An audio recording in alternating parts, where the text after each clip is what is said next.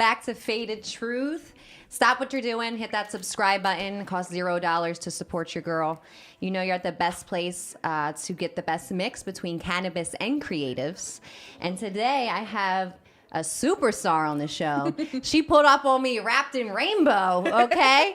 Miss Daizha Morgann over there. What's up? How you feeling? I'm feeling good. All right, Daizha. So we got porn star, dancer, artist, content creator, and your newest title, DJ OCTOBOOTY. Yes, ma'am. I'm just looking at your fugly slut shirt because I love Mean Girls. Yes. Did you make that? No, Alex Strangler. Shout out. They make really dope little t-shirts like this. I have a. Why would she call herself a fugly slut?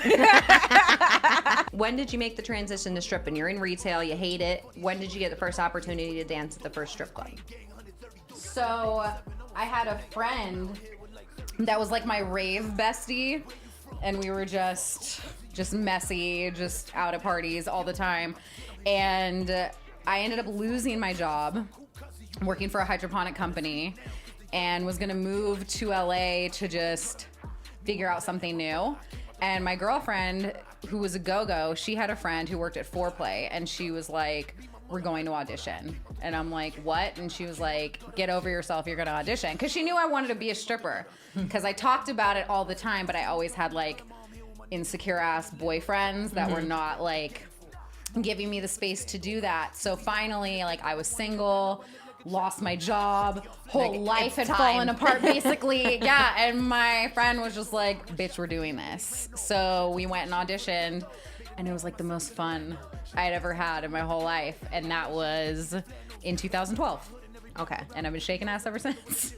Okay. Do you think that you can have the same relationship that you do with a man as a woman? Like, what's the difference? Because I don't think I've ever even been in love with a man, but I've never been like emotionally attracted to a woman where I'm like, you know what I mean? I could get in a relationship with you. So how does it work for you? The relationships are very different, and then also finding how I am differently in those relationships. Because I've had to learn, like, with men, I really want like a man, an aggressor, a dominant you want to be dominated. Yes, but then when I'm with a female, I tend to be the man. I like really feminine women, and I guess I like women that bring the masculinity out in me, but then when I'm with a dude, it's vice versa. So I'm still like figuring myself out in terms of like I know I love men, I know I love women, I know I'm physically attracted to a lot of things, but sometimes the physical attractions don't line up. The personality that goes along with the looks. It's hard to find the whole package. That's the thing. Like, when you connect with somebody on different levels, it's different than if you just want to fuck them, right? Because if I'm fucking you, I want to have some type of emotional connection to you. Because my pussy's not going to get wet if I'm not fucking attracted. Exactly. Like, your looks only last me so long, but I'm like, cool, do we have a mental connection? Energy Can we talk? Yeah, how's your energy? Yeah, I would...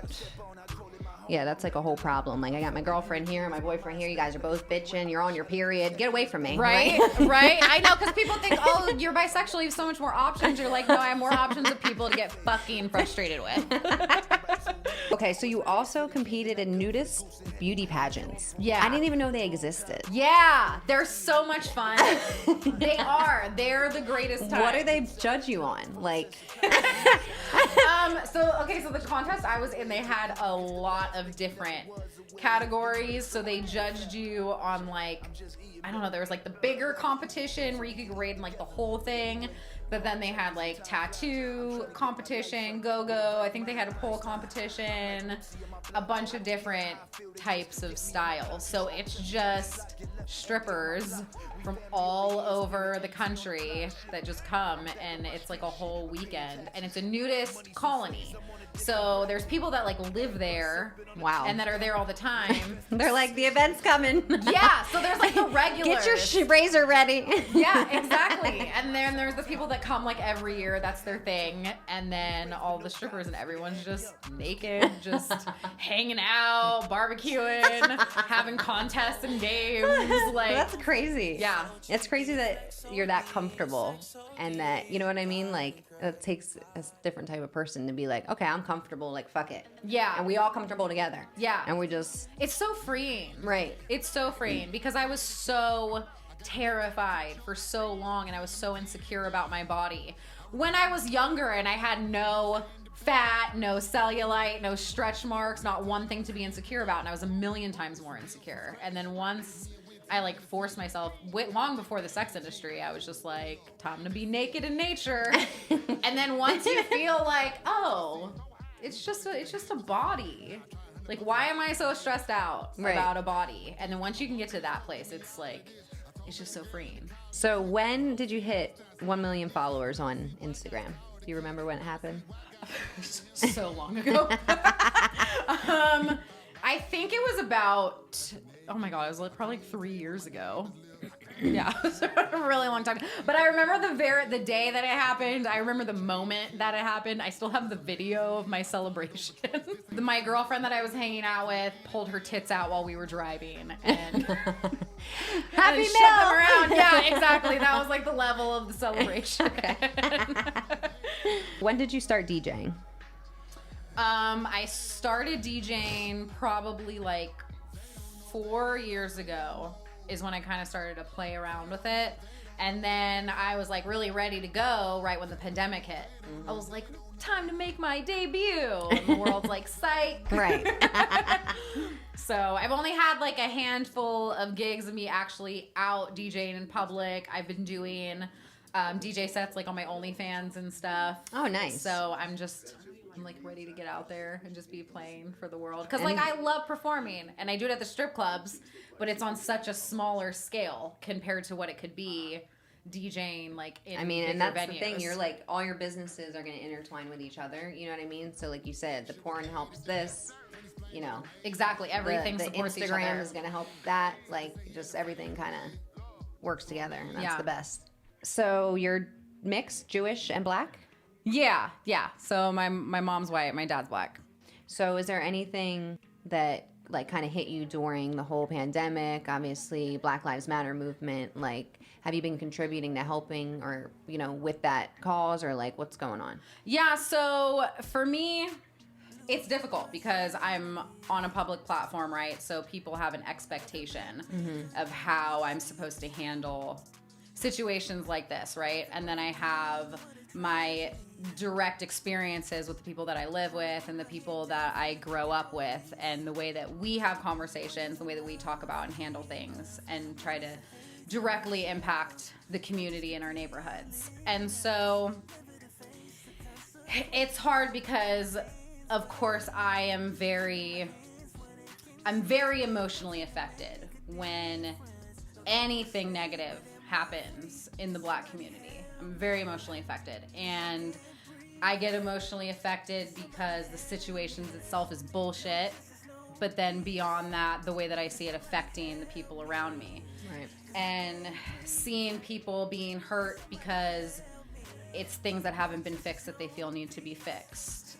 And then also seeing how people on the other end of the spectrum that don't understand the issues respond very negatively, and that gets me emotional and upset. And being a white passing black female, it puts me in a space where like I have a responsibility to put people that look like me in check because you have that privilege. So yeah, my friends always tell me, like, my girls that are dark skinned, they're like, what are you doing with your white privilege, you know? 'Cause I'm mixed white and Spanish. Yeah. And they're like, what are you doing? What are you doing with it? You know? So I've been learning so much more because I just didn't even realize this shit goes back like 400 years. Like, I didn't even realize how deep it went because we didn't get taught that shit in school. Yeah. Like, it's hidden from the history. Yeah. And all, you know what I mean? I'm around all these people, and no black person in my life that I grew up with knew the history. Like, nobody knew it. I'm like, how the fuck is this shit so covered? Yeah. Right? And then when everything wants to come out, that's why 2020 was great. I feel like everything came out how it needed to. People got educated in a way that they needed to needed that shit. Educated in, because it's a lot of stuff that was coming out, that stuff that has been talked about in my family. And like, I went to school in Berkeley. Like, we've been talking about this shit since I was a kid. But you don't realize, I guess I didn't realize how ignorant the rest of the world was, because I've been known. So then when you see stuff like this come out and you see people's reactions, you're like, oh shit, the ignorance is on a level that I didn't even realize. Because even when you grow up on the coast, it's so much more mixed.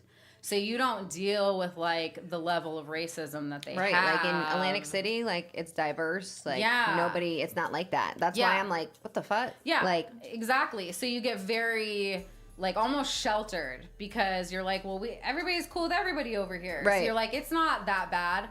But then even moving from there to Vegas and hearing the weird out of pocket shit people would say when I came to Vegas. Here. Yeah, I've spent my whole life looking the way that I look, but being raised the way that I was raised, so people have always felt comfortable saying really out of pocket shit in front of me. And then I go, hey, my dad's black.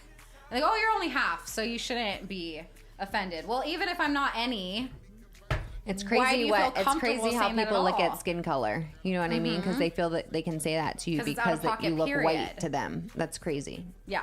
It's like, so if you didn't educate yourself on Black history during the whole thing, like if Black Lives Matter movement didn't strike you to go on Google or watch a fucking documentary, like, I'm sorry, you don't care about Black people. Yeah. Which is what it is. Yeah. No, there should be at least some level of concern, I think, just across the board for people in general. Like, we should care about each other and like, hey, if I feel like you're shitty in a certain way, let me figure out what the fuck you've been through to make you that way, so we can come to like some place of understanding. And that's like my biggest thing, is just trying to get everybody to like operate from a place of love, because I feel like we're so programmed to just come at each other so angry, so hateful, without even like seeking to understand each other. And that's not going to help anything if we try to like force ideals down each other's throat in a violent, aggressive, mean way.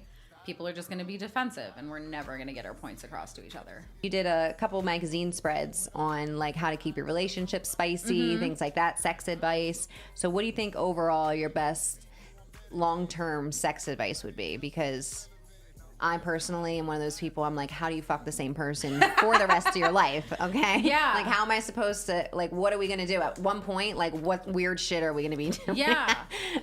Totally. I mean, I think it's really just about being honest with yourself and having open communication. Like, I think the main problem in relationships, period, whether it's sexual or not, is just people not being honest with themselves. So then you create a bullshit dynamic for your whole relationship. So if you're the type of person who needs to have sex with multiple people, be honest. You'll find someone who fits that. And then you'll be happily married for 40 years because you guys both love to fuck other people and allow each other to do that, and then can come home and love each other.